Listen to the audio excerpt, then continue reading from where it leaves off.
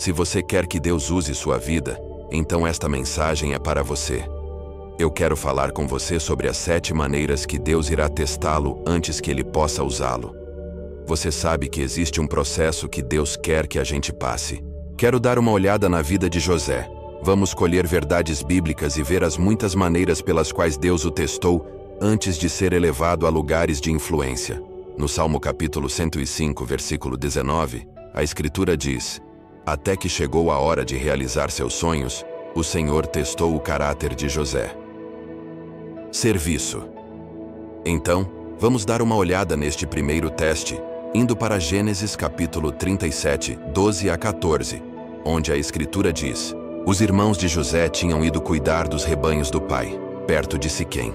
E Israel disse a José: como você sabe, seus irmãos estão apacentando os rebanhos perto de Siquém. Quero que você vá até lá. Sim, Senhor, respondeu ele. Disse-lhe o pai: vá ver se está tudo bem com os seus irmãos e com os rebanhos, e traga-me notícias. Jacó o enviou quando estava no vale de Hebron. Agora isso é o que é tão interessante. Isso foi depois que José recebeu revelação divina sobre seu destino. Ele já sabia que viria em um lugar de influência. Deus já havia revelado que iria ressuscitar José e que um dia seus familiares se curvariam diante dele. Mas mesmo que José soubesse qual era o seu destino, mesmo sabendo que era chamado por Deus para uma tarefa específica, mesmo sabendo que ele tinha o favor de Deus, ele ainda estava disposto a servir. E este é o primeiro teste, o teste do serviço. Se Deus vai usar você, primeiro você deve aprender a servir. Deus não unge o preguiçoso. Deus não unge o eu como importante. Se Deus vai elevá-lo a alturas de influência, você deve primeiro demonstrar sua fidelidade nas pequenas coisas. Ocultação. Indo agora para Gênesis capítulo 37, 18 a 24, descobrimos que a Escritura diz: eles viram José de longe, e antes que chegasse perto, começaram a fazer planos para matá-lo. Eles disseram: lá vem o sonhador. Venham, vamos matá-lo agora. Depois jogaremos o corpo num poço seco e diremos que um animal selvagem o devorou. Assim, veremos no que vão dar os sonhos dele. Quando Rúben ouviu isso, quis salvá-lo dos seus irmãos e disse: não vamos matá-lo, não derramem sangue. Vocês podem jogá-lo neste poço aqui no deserto, mas não o machuquem. Rúben disse isso porque planejava salvá-lo dos irmãos e mandá-lo de volta ao pai. Quando José chegou ao lugar onde os seus irmãos estavam, eles arrancaram dele a túnica longa, de mangas compridas, que ele estava vestindo. Depois o pegaram e o jogaram no poço, que estava vazio e seco. Então, quando José chegou, seus irmãos roubaram a linda túnica que ele usava. Eles o agarraram e o jogaram na cisterna. Agora a cisterna estava vazia. Não havia água nela. Aqui está o segundo teste. Agora, esses testes não acontecem necessariamente em ordem cronológica, mas esses testes você enfrentará se você vai ser usado por Deus. José foi tirado da casa de seu pai. José foi tirado do lugar de conforto e ele foi jogado por aqueles que tinham inveja dele em uma cisterna onde ninguém pudesse vê-lo. Eles o esconderam lá. Este é o teste número 2, o teste da ocultação. É aqui que seus motivos são purificados. As únicas pessoas que sabiam que José estava lá naquela cisterna eram os que estavam tentando mantê-lo escondido. É aqui que Deus realmente purifica seus motivos nesta etapa. Ou você está fazendo isso só porque você ama a Deus, ou você não está fazendo nada. O que você faz quando se sente enterrado? O que você faz quando se sente esquecido? O que você faz na etapa de ocultação? Deus irá esconder você antes de revelar você. Desânimo. Passando agora para os versículos 25 a 28, a Bíblia diz: e sentaram-se para comer. De repente, viram que ia passando uma caravana de ismaelitas que vinha de Gileade e ia para o Egito. Os seus camelos estavam carregados de perfumes e de especiarias. Aí Judá disse aos irmãos: o que vamos ganhar se matarmos o nosso irmão e depois escondermos a sua morte? Em vez de o matarmos, vamos vendê-lo a esses ismaelitas. Afinal de contas, ele é nosso irmão, é do nosso sangue. Os irmãos concordaram. Quando alguns negociantes midianitas passaram por ali, os irmãos de José o tiraram do poço e o venderam aos ismaelitas por 20 barras de prata. E os ismaelitas levaram José para o Egito. Agora, esta é uma circunstância muito difícil de fato, porque não só José foi colocado num lugar solitário, mas ele foi traído por aqueles que amava. Aqueles que deveriam estar celebrando ele, estavam escondendo-o e vendendo-o como escravo. Seus próprios irmãos se voltaram contra ele. Esta etapa de ser vendido na escravidão representa o terceiro teste. Este é o teste do desânimo. O que você faz quando as pessoas te traem? E a questão da traição? O que mais dói sobre isso é que a traição só dói quando são as pessoas que você não esperava que iriam traí-lo. São as pessoas que você pensou que estavam com você. São as pessoas que você pensou que iriam aguentar com você a longo prazo. É aí que dói. É por isso que dói. E é por isso que a traição é tão difícil de lidar, porque a traição só dói quando a traição vem daqueles de quem você menos esperava que viesse. Esta é a época do desânimo, desconexão, isolamento, desgosto, traição, desconforto.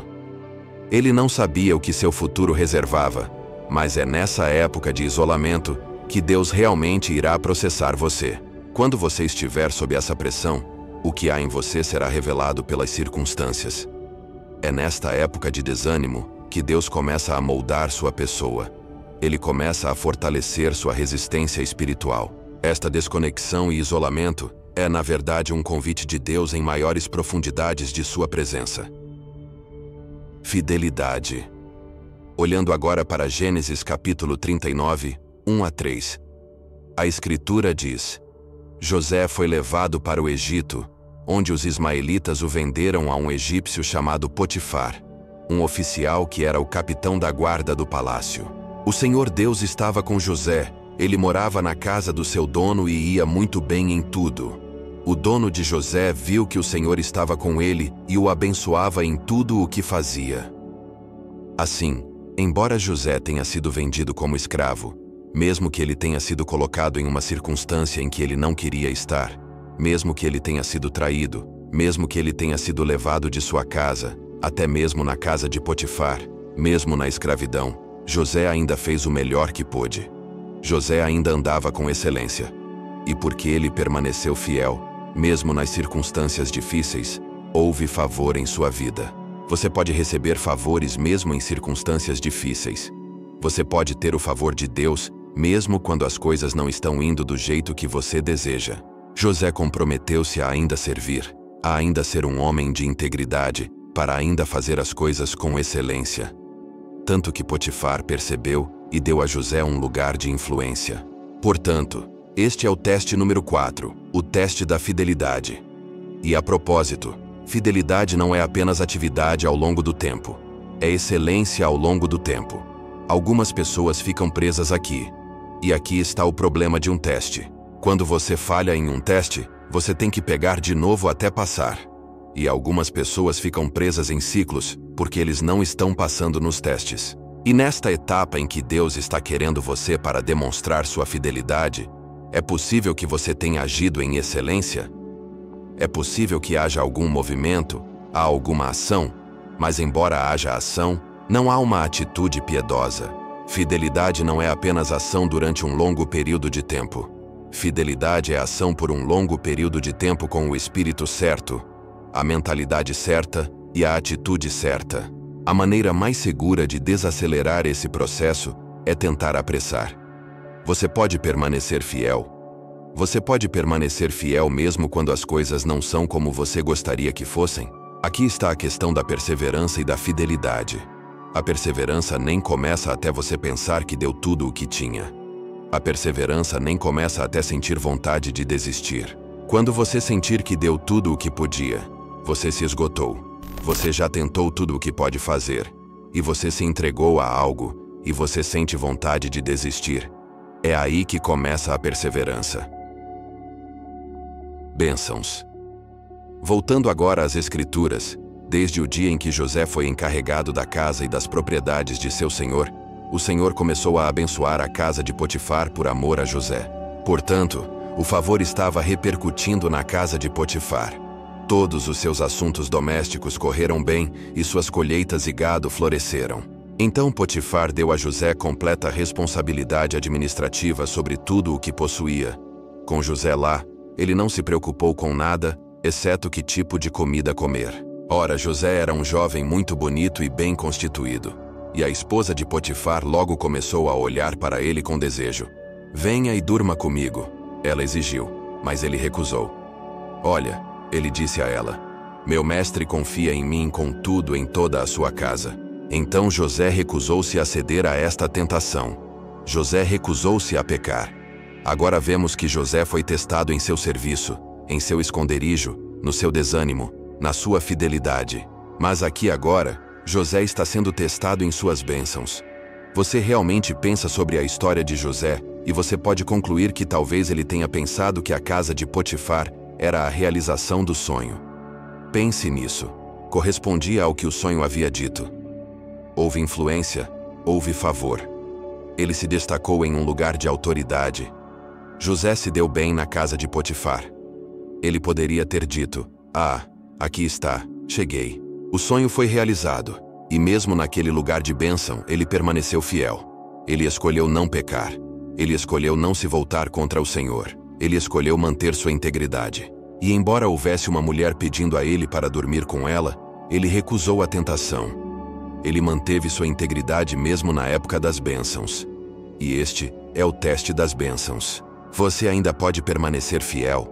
Você consegue manter sua integridade? Você pode ser tão intenso em seu foco no Senhor na época das bênçãos? Veja, quando nos tornamos abençoados, ficamos apáticos. Esquecemos o Senhor. Temos a tendência de esquecer o Senhor. Mas na época da bênção, é onde surge um verdadeiro teste de integridade.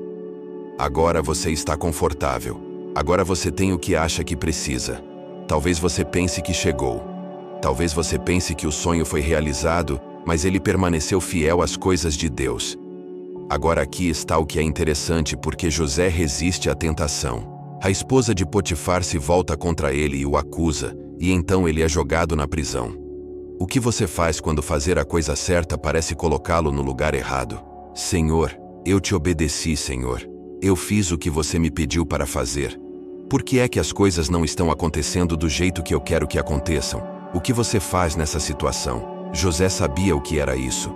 Ele estava sendo testado nesta área de bênçãos, nesta área de conforto.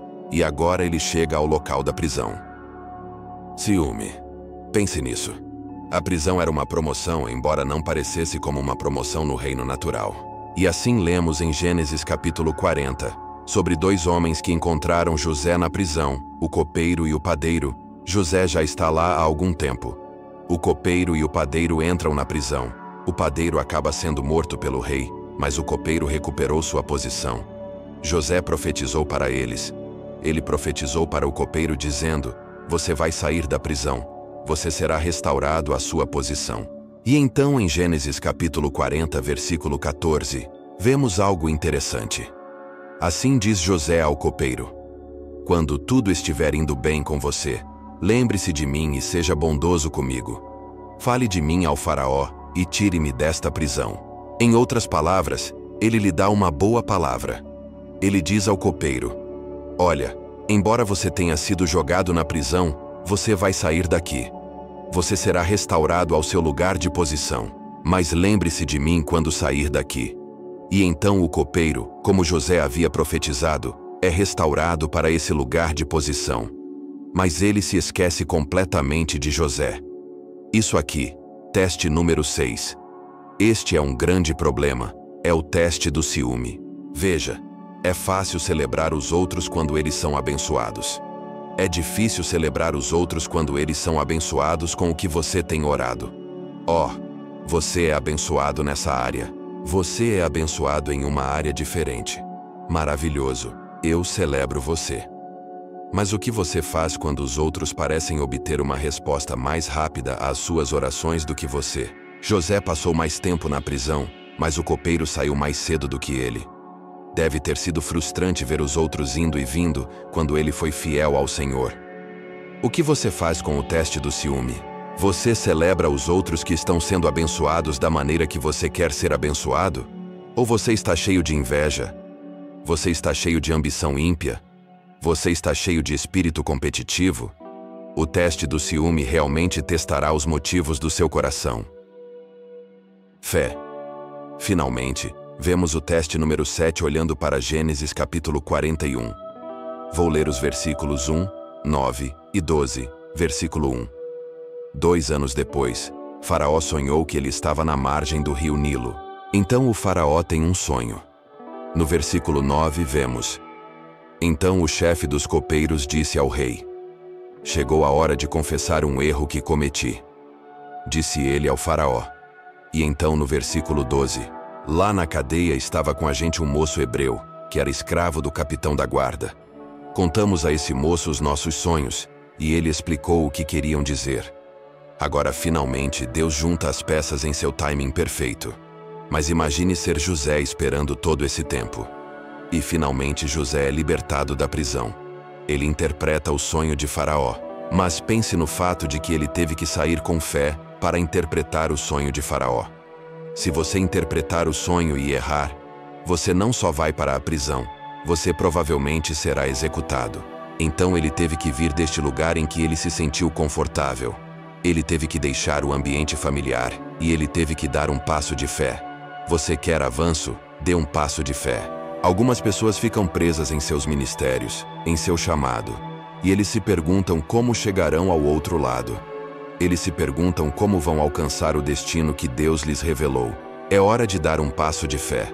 Pouquíssimas coisas podem aumentar a monotonia da vida cotidiana, como um passo de fé pode fazer. Quão grande é a sua fé? Quão confiante você está em seu Deus? Ele ligou para você ou não? Se ele te chamou, dê o passo de fé.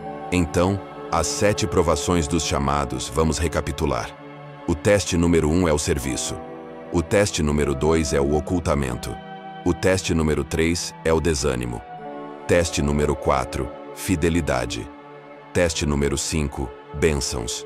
Número 6, ciúme. Número 7, fé. Pai, oro para que você nos ajude a passar em nossos testes. Nós permaneceríamos fiéis a você, que nos voltaríamos para você em nossa hora mais sombria, que permaneceríamos fiéis ao seu chamado. Senhor, ajude-nos a fazer isso.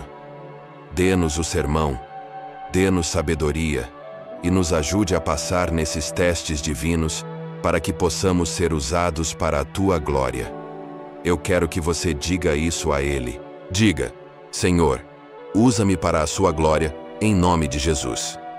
Quero que você diga isso porque concorda. Diga: Amém. Qual dos 7 testes você está enfrentando atualmente? Conte-me sobre isso na seção de comentários agora mesmo. E compartilhe esse vídeo para o máximo de pessoas que você conseguir, se achar que essa mensagem é boa.